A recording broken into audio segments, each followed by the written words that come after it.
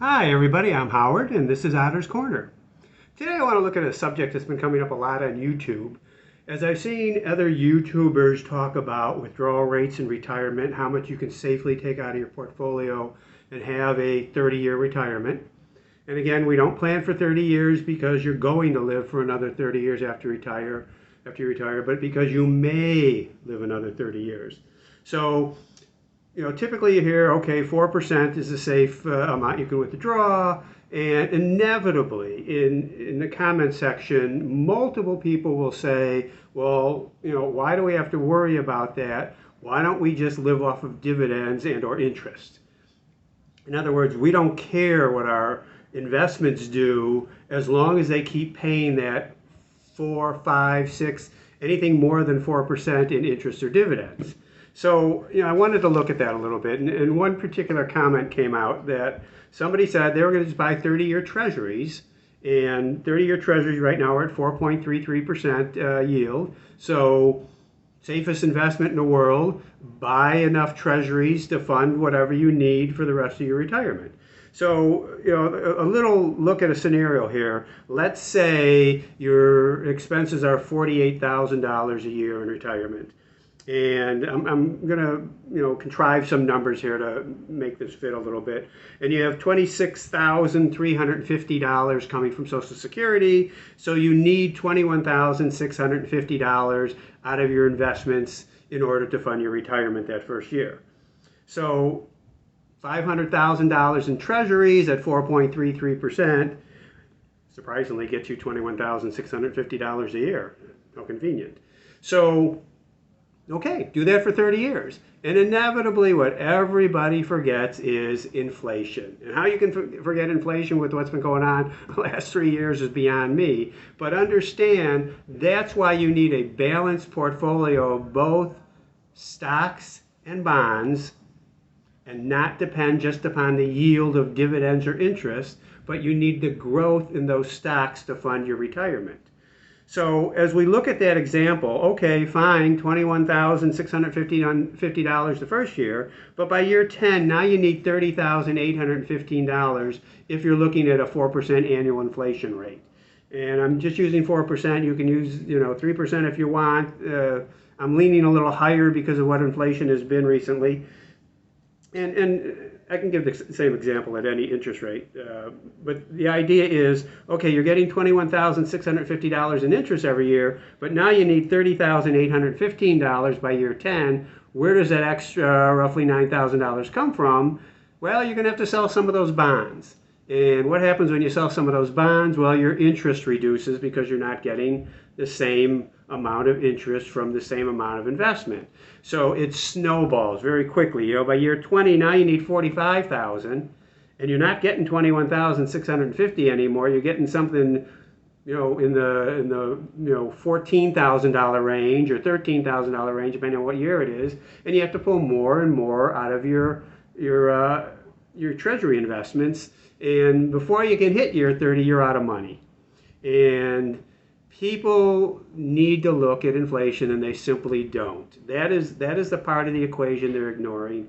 How you ignore it now, I don't know, but please, when you look at how much money you need in retirement, you have to draw a scenario, and there's softwares that do this. Portfolio Analyzer is one of my favorite, where you can plug in how much inflation is, and it will show you the odds, based upon what your portfolio is and what your withdrawal percentage is, the odds of you making it through retirement without running out of money.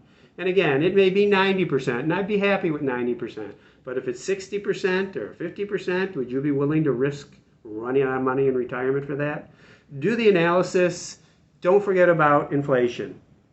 The other thing, almost always hear, somebody will bring up the covered call funds. And what these are, JEPI is the favorite one I hear, JEPI, JP Morgan Premium Income Fund. Right now is a 9.1% yield. And what happens is they buy stocks and then they sell covered call options on those stocks. So they sell somebody the option on a stock, say it's at $50. They say, hey, if you give me $100, I'll give you the right to buy 100 shares from me if it hits $53 or 54 or 50, there's different prices on the options for different stocks. So they get this income in, and then they distribute it to you. So not only are the dividends coming from those stocks, but there's this call volume revenue coming in for you. So they're able to pay 9% instead of just what would be a dividend yield of maybe 3, 4, or 5% depending upon the stocks.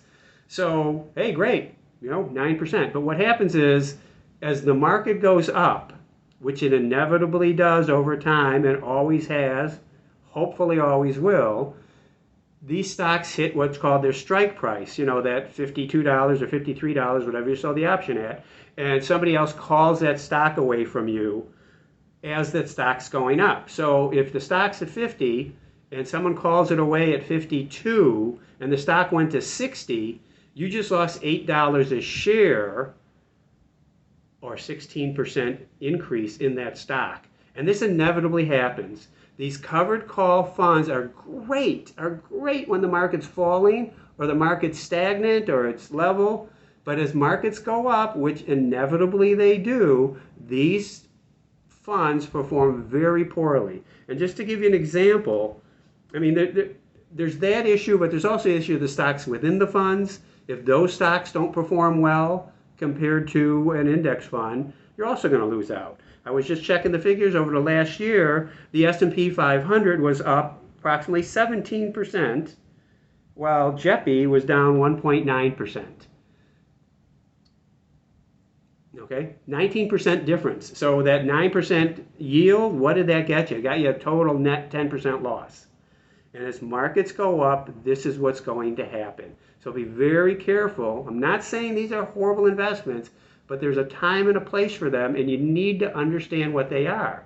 I saw a YouTuber, not a commenter, but a YouTuber, describing how she heard about this great investment, JEPI, and she invested in it, and she couldn't be more happy until I asked, well, do you understand what it is? And she really didn't. She talked about this on her video. She wasn't sure how it gets this great yield, but look at this yield. People invest in this. She didn't understand. And if you don't understand, if you can't describe an investment and how it works to somebody, you don't understand it, and you shouldn't be making the investment no matter what an advisor tells you. The last thing I want to talk about, in general, the difference between high yield and low yield funds, or high dividend or low dividend yield funds and stocks more specifically. There's something called growth investing versus value investing. Growth investing is typically high price to earnings ratio stocks that are thought to be on a high growth pattern with their sales and revenues and profits. And then there's value stocks, which are looked at as being undervalued based upon some algorithm, either price to earnings or price to sales, or some ratio you want to look at. And there's several of them. Price to what their book value is probably one of the more popular ones. But I happen to be a value investor. I like value stocks over growth stocks. There's times where growth stocks outperform value stocks, and there's times where value out-earns growth. What you'll find is value stocks tend to have higher dividends. You just have to be careful that it's not something that relies completely on high dividends. You can look at all utilities, most utilities, I don't want to say all, and most of them will have a pretty high dividend, a much higher than average dividend, and a low PE. I wouldn't call those value stocks, because those are stocks that trade at those PEs pretty much throughout their history. And the other risk is dividends get cut and taken away. During the last financial crisis in 2008, GE, the bluest of blue chips, went from whatever their yield was, 2, 3, 4, 5%, I don't know what it was, but they went to paying a penny a share because they were in financial trouble. All the banks cut their dividends, some down to a penny a share. Dividends get cut, dividends are vulnerable. Be very careful putting a portfolio together that relies on nothing but dividends. So give me your questions. Talk about dividends. Agree with me, disagree with me. If you like JEPI and those type of covered calls, let me know in the comments. Please subscribe. Please like. Please comment. And I'll see you next time. Thanks, everybody. Bye.